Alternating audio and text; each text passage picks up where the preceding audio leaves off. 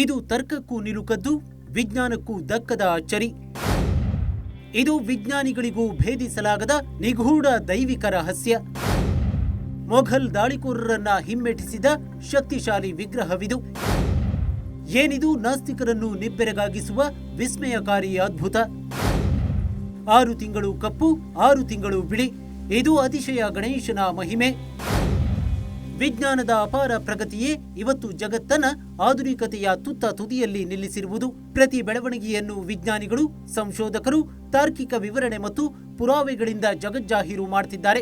ನಿಸರ್ಗ ನಿರ್ಮಿತ ರಹಸ್ಯವಾಗಲಿ, ಮಾನವ ನಿರ್ಮಿತ ನಿಗೂಢತೆಯಾಗಲಿ, ಎಲ್ಲವನ್ನೂ ಇಂದಿನ ವಿಜ್ಞಾನ ಭೇದಿಸಿದೆ. ತನ್ನ ಸೈಂಟಿಫಿಕ್ ದೃಷ್ಟಿಕೋನದಿಂದ ಉತ್ತರ ನೀಡುತ್ತಿದೆ. ಆದರೆ ಅದೊಂದು ದೇವಾಲಯ ಮಾತ್ರ ಇವತ್ತಿಗೂ ವಿಜ್ಞಾನ ಲೋಕಕ್ಕೆ ಭೇದಿಸಲಾಗದ ಅಭೇದ್ಯ ಕೋಟೆಯಾಗಿಯೇ ಉಳಿದಿದೆ.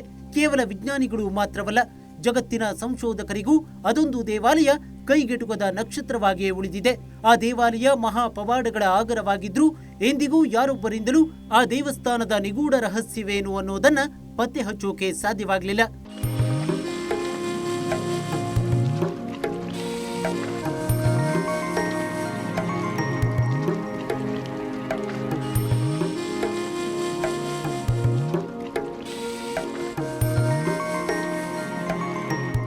ಹೌದು, ಯಾವುದೇ ರಹಸ್ಯವನ್ನ ಭೇದಿಸುವುದಕ್ಕೆ ವಿಜ್ಞಾನ ಪುರಾವೆಯನ್ನ ಕೇಳುತ್ತೆ. ಪುರಾವೆ ಅನ್ನೋದೊಂದು ಸಿಕ್ಕರೆ ಸೈನ್ಸ್ ಮುಂದೆ ಯಾವುದೂ ಲೆಕ್ಕಕ್ಕಿಲ್ಲ. ಆದ್ರೆ ಈ ದೇವಸ್ಥಾನದಲ್ಲಿ ಕೈಗೊಂದು ಕಾಲಿಗೊಂದು ಪುರಾವೆ ಸಿಗುತ್ತೆ. ಹಾಗಿದ್ರೂ ಕೂಡ ವಿಜ್ಞಾನ ಲೋಕಕ್ಕೆ ಇದು ನಿಗೂಢ ರಹಸ್ಯವಾಗಿಯೇ ಉಳಿದಿದೆ. ತರ್ಕಕ್ಕಂತೂ ಈ ದೇವಸ್ಥಾನ ನಿಲುಕುವುದೇ ಇಲ್ಲ. ಹಾಗಾದ್ರೆ ಆ ಅಚ್ಚರಿಯ ದೇವಸ್ಥಾನ ಯಾವುದು? ಅದು ಎಲ್ಲಿದೆ? ಅಲ್ಲಿ ನಡೆಯೋ ವಿಸ್ಮಯಕಾರಿ ಸಂಗತಿಗಳೇನು? ನಾಸ್ತಿಕರನ್ನು ನಿಬ್ಬೆರಗಾಗಿಸುವ ಆ ಪವಾಡಗಳೇನು ಅನ್ನೋದನ್ನ ತೋರಿಸ್ತೀವಿ ನೋಡಿ.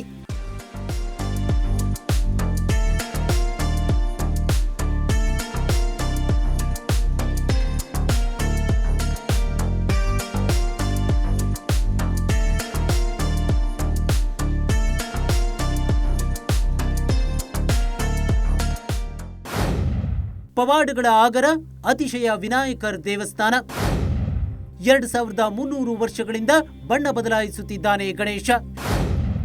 ಶ್ರೀ ಮಹಾದೇವರ್ ಅತಿಶಯ ವಿನಾಯಕರ್ ದೇವಸ್ಥಾನ ತಮಿಳುನಾಡಿನ ನಾಗರ್ಕೋಯಿಲ್ ಜಿಲ್ಲೆ ಬಳಿಯ ಕೇರಳಪುರಂನಲ್ಲಿ ಹಲವು ಶತಮಾನಗಳಿಂದ ಅಸ್ತಿತ್ವದಲ್ಲಿರುವ ಅತ್ಯಂತ ಅಪರೂಪದ ಗಣೇಶನ ದೇವಾಲಯ. ಇಲ್ಲಿ ಗಣೇಶನ ಜೊತೆಗೆ ಶಿವನೂ ಕೂಡ ನೆಲೆಸಿದ್ದಾನೆ. ಇದೇ ದೇಗುಲ ಇವತ್ತು ಆಧುನಿಕ ತಂತ್ರಜ್ಞಾನಕ್ಕೆ ಸವಾಲೆಸೆದಿರುವುದು. ಯಾಕಂದ್ರೆ ಇದು 2300 ವರ್ಷಗಳಷ್ಟು ಹಳೆಯದಾದ ಗಣೇಶನ ದೇವಸ್ಥಾನ.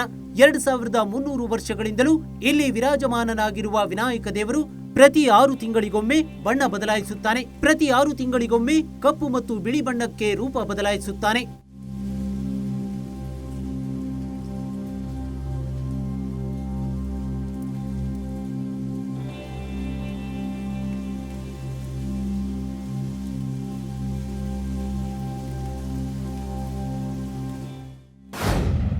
ಉತ್ತರಾಯಣದಲ್ಲಿ ಕಪ್ಪು ಗಣೇಶ, ದಕ್ಷಿಣಾಯಣದಲ್ಲಿ ಬಿಳಿ ಗಣೇಶ.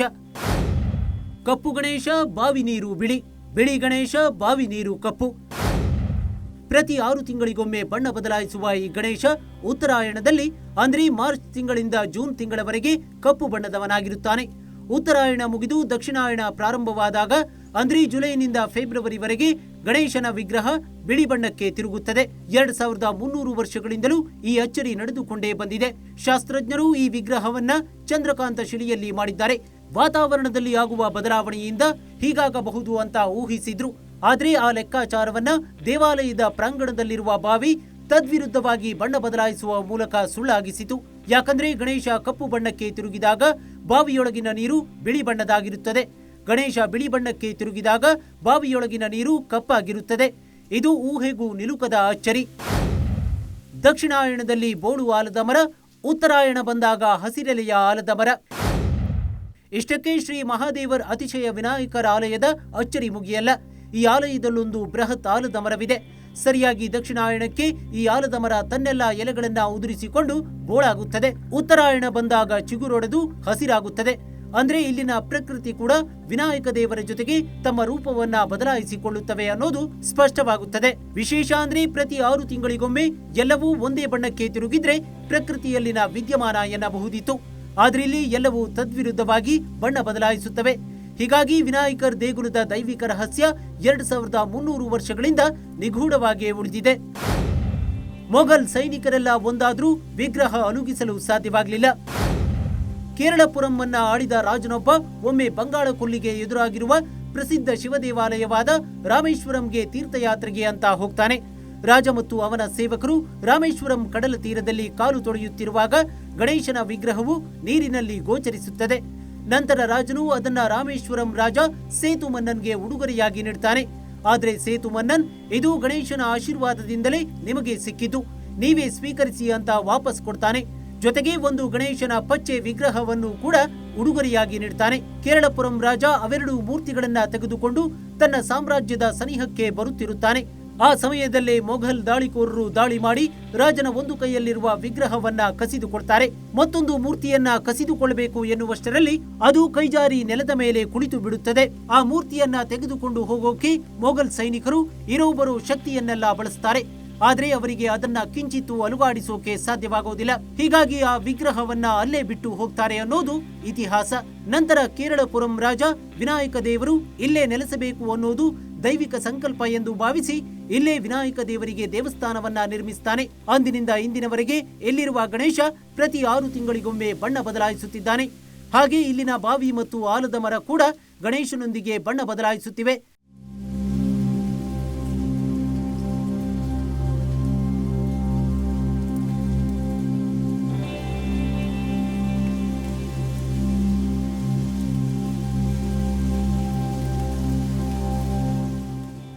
ಇನ್ನು ಸಂತಾನ ಭಾಗ್ಯಕ್ಕಾಗಿ, ಕಲ್ಯಾಣ ಭಾಗ್ಯಕ್ಕಾಗಿ ಈ ದೇವಸ್ಥಾನಕ್ಕೆ ಸಾವಿರಾರು ಜನ ಭೇಟಿ ನೀಡುತ್ತಾರೆ. ಇಲ್ಲಿ ಗಣೇಶನಿಗೆ ಕೊಡಂಬು ಎನ್ನುವ ಖಾದ್ಯ ಪ್ರಿಯವಾಗಿದ್ದು ಭಕ್ತರು ಕೊಡಂಬು ನೀಡುವುದಾಗಿ ಹರಕೆ ಹೊತ್ತಿಕೊಳ್ತಾರೆ. ಹಾಗೆ ತಮ್ಮ ಹರಕೆ ಈಡೇರಿದ ಬಳಿಕ ಗಣೇಶನಿಗೆ ಕೊಡಂಬುವನ್ನ ನೈವೇದ್ಯವಾಗಿ ನೀಡಿ ಹರಕೆ ತೀರಿಸುತ್ತಾರೆ. ಒಟ್ನಲ್ಲಿ ಭಾರತವೆಂಬ ಆಧ್ಯಾತ್ಮಿಕ ದೇಶದಲ್ಲಿ ಹೀಗೆ ಅದೆಷ್ಟು ದೈವಿಕ ರಹಸ್ಯಗಳನ್ನ ಒಳಗೊಂಡ ದೇವಾಲಯಗಳಿವೆಯೋ. ಆದ್ರೆ ಶ್ರೀ ಮಹಾದೇವರ್ ಅತಿಶಯ ವಿನಾಯಕರ ಆಲಯದ ಅಚ್ಚರಿ ಎಲ್ಲಕ್ಕಿಂತ ಒಂದು ಮೆಟ್ಟಿಲು ಮಿಗಿಲು ಅಂತಾನೆ ಹೇಳಬಹುದು. ನೀವೇನಂತೀರಾ? ಕಾಮೆಂಟ್ ಮಾಡಿ. ಕ್ಷಣ ಕ್ಷಣದ ಸುದ್ದಿಗಳಿಗಾಗಿ, ಇಂತಹ ವಿಶೇಷ ಸುದ್ದಿಗಳಿಗಾಗಿ ನೋಡ್ತಾನೆ ಇರಿ Ashwavega news. Sanjay Naik, news desk, Ashwavega news.